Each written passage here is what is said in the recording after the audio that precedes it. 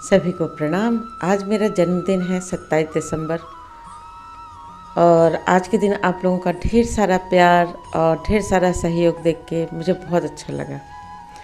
आज मैं अपने जीवन की कुछ कहानियाँ आपके साथ शेयर करना चाहती हूँ, जिसके कारण मुझे लोक सेवा की प्रेरणा मिली। मेरी पहली कहानी जिसने मेरा जीवन बदला वो थी कि एक कहानी मैंने पढ़ी जिसमें एक छोटी सी लड़की थी। वो समुद्र के किनारे जा रही थी। ज्वार भाटा में बहुत सारी मछलियाँ तट पर पड़ी हुई थी। तो वो लड़की क्या करती थी, बड़ी शिद्दत से मछली उठाती और पानी में फेंकती, मछली उठाती और पानी में फेंकती। एक बूढ़ा देख रहा था। बूढ़े ने कहा कि ए लड़की, ये क्या तुम बकवास का काम कर रही हो? तुम इतनी सारी लड़कियाँ, इतनी सारी मछलियाँ हैं, करोड़ों मछलियाँ हैं, क्या तुम सबका जीवन बचा पाओगी? अगर तुम सबका जीवन नहीं बचा सकती तो फिर तुम ये व्यर्थ प्रयास क्यों कर रही हो? तो उस लड़की ने कहा,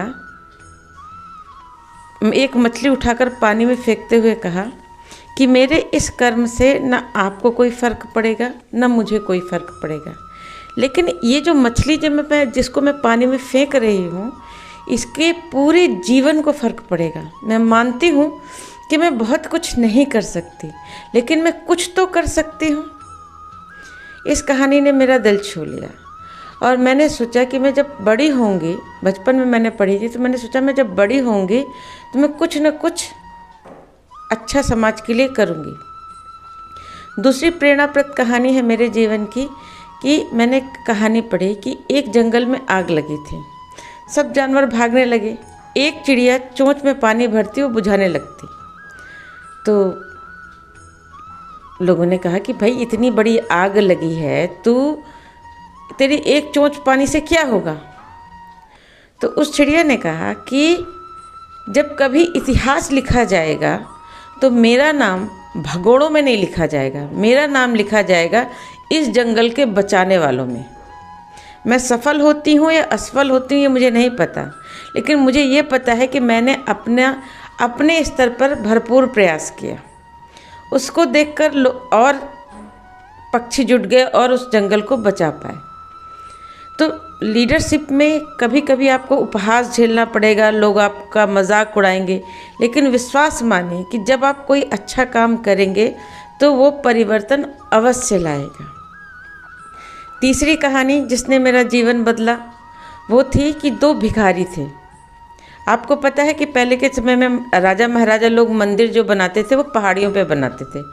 तो पहाड़ी पे जब वो मंदिर में माता का दर्शन करते थे तो वो दान दिया करते थे, बहुत दान देते थे। तो दो भिखारी थे, दोनों अच्छे मित्र थे। तो दोनों भिखारी ऊपर पहाड़ पर चढ़कर जाते और उनसे भीख लेते, लेकिन उस जगह पर पहुंचने के लिए पैरों का सही होना बहुत ज़रूरी था।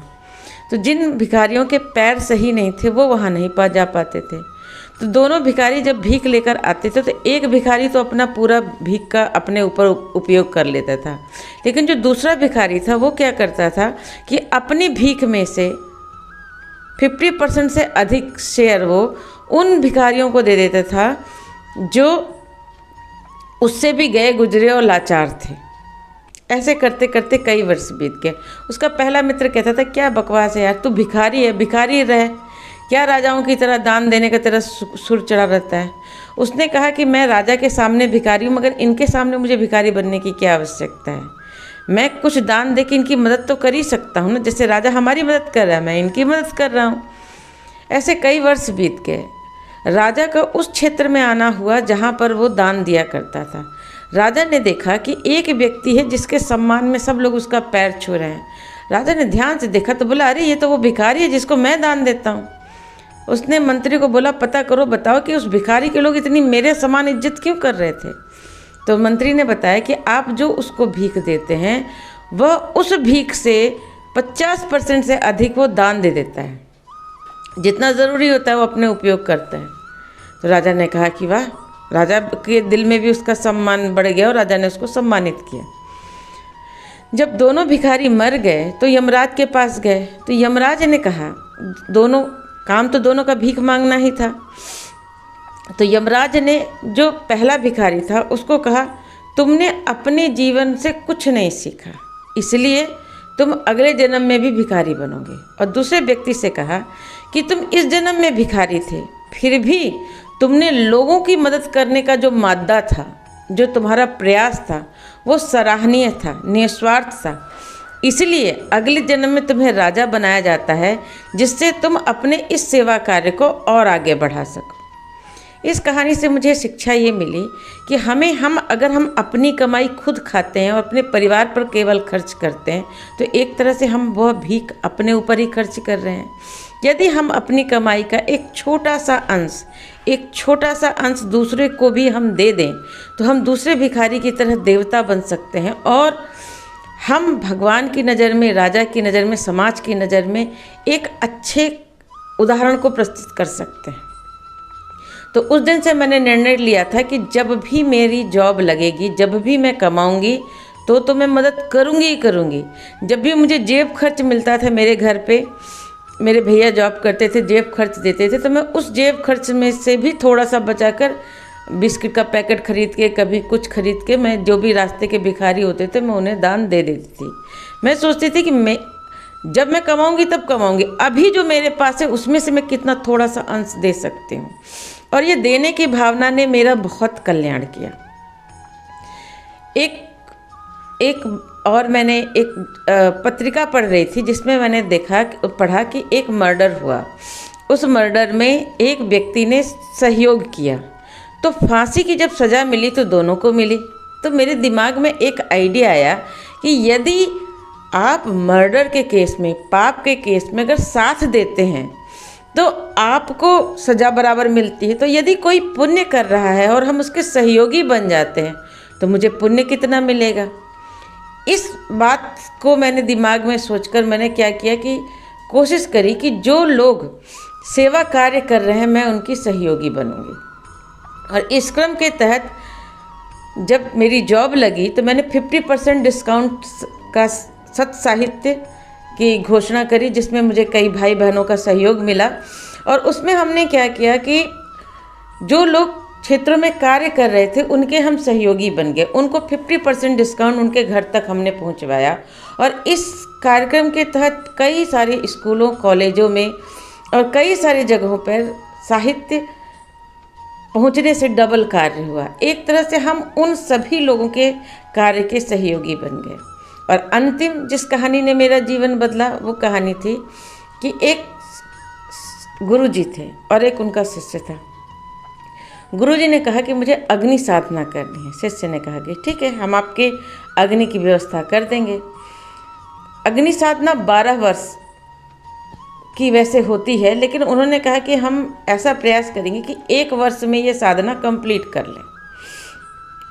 तो शिष्य ने कहा ठीक है गुरुजी, आप कर लीजिए।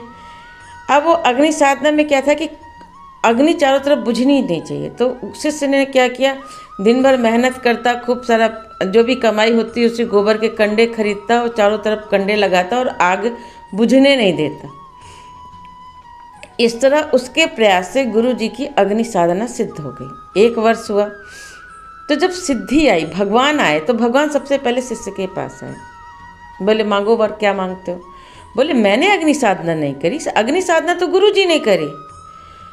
तो सिद्धि ने कहा, अग्नि देवता ने कहा कि पुत्र, अगर तुम आग लगाते ही नहीं चारों तरफ और इनकी अग्नि की व्यवस्था करते ही नहीं, तो क्या तुम्हारे गुरुजी ये साधना कंप्लीट कर पाते?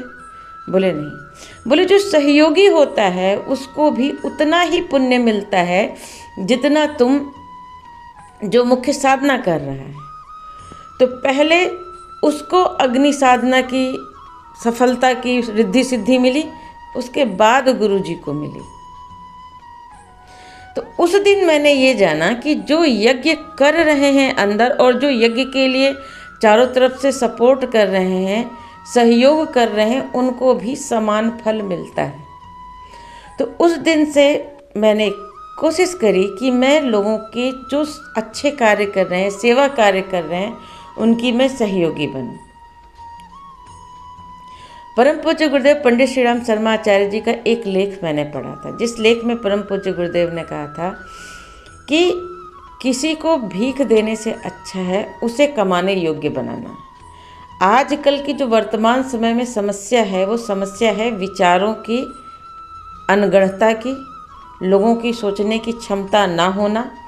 अगर कोई उन्हें सही विचार दे दे, विचार क्रांति से उनके अंदर सही भावना जगा दे, आत्महत्या के मरीज को आत्महत्या करने की टेंडेंसी के समय आप थोड़ी देर के लिए कुछ अच्छा विचार दे दे तो उसके जीवन परिवर्तन हो सकता है। तो विचारों से आप लोगों की बहुत मदद कर सकते हैं। मनोविज्ञान से मैंने साइकोलॉजी से मैंने ग्रेजुएशन तो कर ही रखा था, तो मेरे दिमाग में आया क्यों ना आईटी फील्ड में तो मेरी रोजी रोटी चल ही रही है। मैं शाम को 6 बजे से लेके 4 बजे तक काम करती हूँ, रात को नाइट शिफ्ट होती है। तो डे शिफ्ट में मैंने 11 से लेके 1 बजे तक काउंसलिंग करने का ठाना।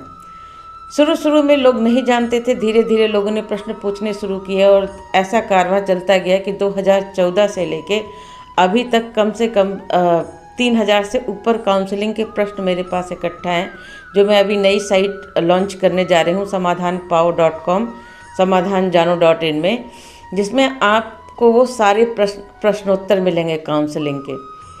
उसमें मैंने देखा कि आधी गिलास भरी और आधी गिलास खाली है। काउंसलिंग के समय परम पूज्य गुरुदेव ने कहा था कि आपको कुछ नहीं करना है, उनकी दृष्टि जो समस्या गिनने में लगी है, बस आपको उसको उठा के और समस्या आधी गिलास जो भरी है उस एरिया में लेके जाना है। उन्हें ये बताना है कि अगर तुम खुद बेसहारा हो तो किसी का सहारा बनो। ये जो मनुष्य जीवन है, इस जीवन में सभी दुखी हैं। कलयुग है, मृत्युलोक है, यहाँ सब सुखी हो ही नहीं सकते, क्योंकि ये हम लोग एक तरह से अपने कर्म फल का भुगतान करने के लिए आए हैं। तो जितनी भी काउंसलिंग, जितने भी मैंने आत्महत्या के केस रोके, जितने भी मैंने लोगों की जीवन की समस्याओं का समाधान किया, उसमें एक ही चीज़ करी। मैंने कुछ ज़्यादा उनको ज्ञान नहीं दिया, मैंने सिर्फ इतना बताया। जब लोग आते हैं रो के मुझे दुखड़ा सुनाते हैं, तो मैं उनसे यही सिंपल सी बोलती हूँ कि आप ये जो दुख सुना रहे हो, ठीक है, आपके जीवन में दुख है, क्या आप ये गारंटी वारंटी दे सकते हो कि जो दुख आपके पास है वो दुख दुनिया में और किसी के पास नहीं है? एक से एक दुखी दंडी लोग इस संसार में हैं। हम क्या कर रहे हैं? हम अपने दुख को उस एरिया में मैग्नीफाइंग कर रहे हैं जिस एरिया में दुख है। हम उसके समाधान की ओर ध्यान ही केंद्रित नहीं कर रहे हैं। समाधान ढूंढेंगे तो ढूंढ जाएगा। अपने जीवन की समस्याओं की आप लिस्टिंग कर लीजिए। 2 कैटेगरी बनाइए कि क्या समाधान हल हो सकता है, क्या समाधान हल नहीं हो सकता। तो जो हल हो सकता है उसको कैसे करना है उसको लिख लीजिए, जो नहीं हो सकता उसको कैसे हैंडल करना है उसको लिख लीजिए। अब आप सोचेंगे कि समाधान करना और समाधान हैंडल करना में क्या अंतर है। तो सबसे पहले समझते हैं, जैसे पानी बरस रहा है। अब पानी बरस रहा है, आप बादल को बरसने से नहीं रोक सकते, तो आप क्या करेंगे? पानी को हैंडल करेंगे कि यानी पानी बरस रहा है तो मुझे छाता लेके जाना चाहिए, अपनी सुरक्षा करनी चाहिए, या पेड़ के नीचे खड़े हो जाएं, या घर के अंदर हैं। हम बरसात को नहीं रोक रहे, हम बरसात को हैंडल कर रहे हैं। लेकिन जैसे आपके घर में नल का टप टप कर रहा है, अब वो तो आपके कंट्रोल में है, तो आप क्या करेंगे? या तो खुद नल का ठीक कर देंगे या किसी को बुला के नल का ठीक करवा लेंगे। अब मान लीजिए, अब यहाँ भी 2 कंडीशन होंगी। एक, अगर वो नल का दिन में टपटपाना शुरू हुआ तब तो आप बुला लेंगे। रात का समय है और नल का फूट गया और पानी खूब सारा बह रहा है, तब आप क्या करेंगे? तब आप त्वरित समाधान ढूंढेंगे। क्या ढूंढेंगे? नलके के नीचे भी एक जगह होती है जहाँ से वो पानी कंट्रोल होता है, आप वहाँ बंद कर दीजिए, कपड़ा लगा दीजिए और रात तक किसी तरह बिता दीजिए। सुबह प्लम्बर को बुला के उसको ठीक करा लीजिए। ऐसे ही जीवन की समस्याएं, कुछ समस्याएं बरसात की तरह उसको आप कंट्रोल नहीं कर सकते, जैसे किसी की मृत्यु होना, किसी का ब्रेकअप करना। अब वो सामने वाला चला गया, अब हमको उसको सिचुएशन को हैंडल करना है। कुछ चीज़ें होती हैं जिसे हम हैंडल कर सकते हैं, भाई लड़ाई झगड़ा हो गया, आप उसको बातचीत करके सुलझा लीजिए। कुछ चीज़ें ऐसी हैं जो त्वरित हैं, अभी आप उसका समाधान नहीं कर सकते लेकिन लेटर ऑन कर सकते हैं। तो जैसे रात को नलके को का आपने कपड़ा लगा दिया या नलके को आपने नीचे से बंद कर दिया, वैसे ही हमें जीवन को हैंडल करना होता है। कई सारे सुसाइड केस मैंने सिर्फ इतना ही, यही सिचुएशन बता के उनको हैंडल करवाया है। देखिए, हमारे लोगों का मनोबल, हम शरीर नहीं हैं, हम मन नहीं हैं, हम आत्मा हैं। तो हमारे शरीर को हमारा मन कंट्रोल करता है, हमारे मन को हमारी आत्मा कंट्रोल कर सकती है, लेकिन आत्मा को चाहिए पावर। तो आत्मा के पावर के लिए आपको गायत्री मंत्र जप करना चाहिए, मेडिटेशन करना चाहिए। विश्वास मानिए कि जब आप गायत्री मंत्र जप करते हैं, मेडिटेशन करते हैं, तब आप अपने लोगों की कार्य क्षमता में बहुत बढ़िया परफॉर्म कर सकते हैं। मैं कॉर्पोरेट वर्ल्ड में हूँ, तो हमारे यहाँ टेंशन हमेशा बनी रहती है, आपको पता ही है। हमेशा कोई ना कोई प्रोजेक्ट की लाइव डेट होती है, कोई ना कोई काम ही होता है, कोई ना कुछ फटता ही रहता है। तब हमारे साथ वाले जो बाकी अन्य लोग मैनेजर होते हैं, वो नीचे जाके सिगरेट पीने लग जाते हैं धुएं में। उनको लगता है बड़ी टेंशन आ गई, मतलब सिगरेट ही नशा दूर गया। हम क्या करते हैं, हम एक गिलास पानी लेते हैं, गायत्री मंत्र जपते हैं, उसको अभिमंत्रित करते हैं, सिप सिप करके पीते हैं और हमसे कहते हैं कि मैं शरीर नहीं हूँ, मैं मन नहीं हूँ, मैं आत्मा हूँ, मैं इस समस्या का समाधान कर लूँगी। जो समस्या मैं समाधान कर लूँगी उसको मैं कर डालूँगी, जो मैं नहीं कर पाऊँगी उसके लिए मैं सॉरी बोल के मैनेजमेंट को अपडेट दे दूँगी। ज़्यादा से ज़्यादा क्या होगा, वो किसी दूसरे से काम करवा लेंगे, काम तो हो जाएगा ना, लेकिन उस समस्या को लेके मैं अपने दिमाग को क्यों ख़राब करूँ। जो मैं कर सकती हूँ वो मुझे कर लेना चाहिए। मैं गूगल सर्च करूँगी, मैं किसी भी विधि से करूँगी, अगर अभी नहीं होता थोड़ा ब्रेक लेके करूँगी, लेकिन मैं जो कर सकती हूँ मैं कर लूँगी। जो नहीं कर सकती उसके लिए मैं अपडेट दे दूँगी या मैं उसके लिए टाइम मांग लूँगी। टेंशन पकाने से क्या, सिगरेट पीने से आज तक किसी की समस्या का समाधान हुआ है? अगर होता तो चैन से स्मोकर तो प्राइम मिनिस्टर बन गया होता, वो जीवन का सबसे सक्सेसफुल व्यक्ति होता। जी नहीं, नशे से किसी के जीवन में कोई भला नहीं होता। लेकिन जैसे गाड़ी है, गाड़ी अगर आपकी गड्ढे में फंस गई है तो आप गायत्री मंत्र जपें या सिगरेट पिएं, दोनों ही कंडीशन में अपने आप वो नहीं निकलने वाले। सिगरेट पिएंगे तो आपका भ्रम उपस्थित होगा और आपको समस्या का बॉटम व्यू मिलेगा, वही समस्या आपको बड़ी लगेगी। लेकिन अगर आप गायत्री मंत्र जपते हैं, थोड़ा मेडिटेट करते हैं, अभिमंत्रित जल पीते हैं, तो वही आपकी चेतना ऊर्ध्वगामी होगी और आपको समस्या का टॉप व्यू मिलेगा और आप उस समस्या को हल करने में सक्षम होंगे। ये छोटे छोटे टिप्स एंड टेक्निक काउंसलिंग के माध्यम से हम देते हैं और यही सारी टिप्स एंड टेक्निक एक बड़े विस्तृत रूप में समाधानपाओ.com, समाधानजानो.in में आपको उपलब्ध होने वाला है। 15 जनवरी को मेरी कोशिश है, इसकी लॉन्च डेट है, जिसमें कोई भी व्यक्ति किसी भी समस्या का समाधान उस साइट पे पा सकेगा। निःशुल्क होगी, उसका कोई चार्जेस नहीं होगा। हर व्यक्ति जिनके पास में इंटेलेक्ट है और जो अपनी बातें उसमें शेयर करना चाहते हैं, उनके लिए भी वहाँ पर प्रावधान होगा। एक ही प्रश्न का जैसे मैंने समाधान दिया, वो भी अपने आके अपना रजिस्टर करके एक समाधानकर्ता बनके उस समस्या का समाधान दे पाएंगे। तो इस तरह एक ऐसा प्लेटफॉर्म बनाने जा रहे हैं जिसमें हर व्यक्ति को जीवन के विभिन्न क्षेत्रों में समाधान मिले। आने वाले समय में इसी वेबसाइट में हम लोग बहुत सारे कोर्सेज फ्री ऐड ऑन करेंगे, जिससे कि लोग कर सके। गृहिणियों के लिए एक बेहतरीन कोर्स हम लॉन्च करेंगे कि ये समस्या होती है ना कि हम खाना क्या बनाएं और हेल्दी कैसे बनाएं, किसमें कितनी क्या चीज़ें हैं। तो हेल्थ और स्वाद दोनों का मिक्सर हम गृहिणियों के लिए करेंगे। सास बहू के झगड़े कैसे हैंडल करें, बच्चों को कैसे संभालें, इन सब पे भी उस पर टॉपिक होगा। मनोविज्ञान के मानसिक रोगों पे, जैसे OCD हो गया, ओवर थिंकिंग हो गया, डिप्रेशन हो गया, उस पर भी उसका समाधान होगा। कोई अपनी पर्सनालिटी को एनहांस करना चाहता है, उस पर भी उस पर बहुत सारे कंटेंट होंगे। एक तरह से ऑल इन वन समस्या, सभी प्रकार की जितनी भी मेरी नज़रों में समस्या है और जितने में मुझे लोगों को फीडबैक मिलते हैं कि समस्या है, उन सब का समाधान उसमें मैं डालने की कोशिश करूँगी। और ये सब आप सबके सहयोग से हो रहा है, मेरे अकेले से कुछ नहीं हो रहा है। हम सब मिलकर एक बहुत बड़ा कार्य कर रहे हैं और इस कार्य में हम परम पूज्य गुरुदेव पंडित श्री राम शर्मा आचार्य जी के अंग अवयव बन रहे हैं और इससे हम बहुत बढ़िया काम कर सकेंगे, ऐसा मेरा पूरा विश्वास है। आप लोगों के ही सहयोग से मैं काम कर पा रही हूँ। आप लोगों का सहयोग ही है कि अनाथालय में हर महीने अनाज जाता है 500 किलो। आप लोगों का ही सहयोग है कि माता भगवती भोजनालय चल रहा है, आप लोगों का ही सहयोग है कि 50% डिस्काउंट का साहित्य विस्तार चल रहा है। आप लोगों का ही सहयोग है कि आप लोग प्रश्न पूछते हैं, उसका हम समाधान करते हैं, फिर हम लोग उस पर डिस्कस करते हैं और उसका सारा काम होता है। तो मेरा सहयोग देने के लिए, हमेशा मेरा मार्गदर्शन करने के लिए, मेरा साथ देने के लिए परम पूज्य गुरुदेव और आप सबका बहुत बहुत धन्यवाद। आज अपने जन्मदिन पर मैं आप लोगों का बहुत बहुत धन्यवाद करती हूँ और हार्दिक अभिनंदन करती हूँ। आज आप जिन्होंने भी वेबसाइट की सफलता के लिए गायत्री मंत्र जप किया है, सबको कोटिशः धन्यवाद कर रही हूँ, करोड़ों बार धन्यवाद।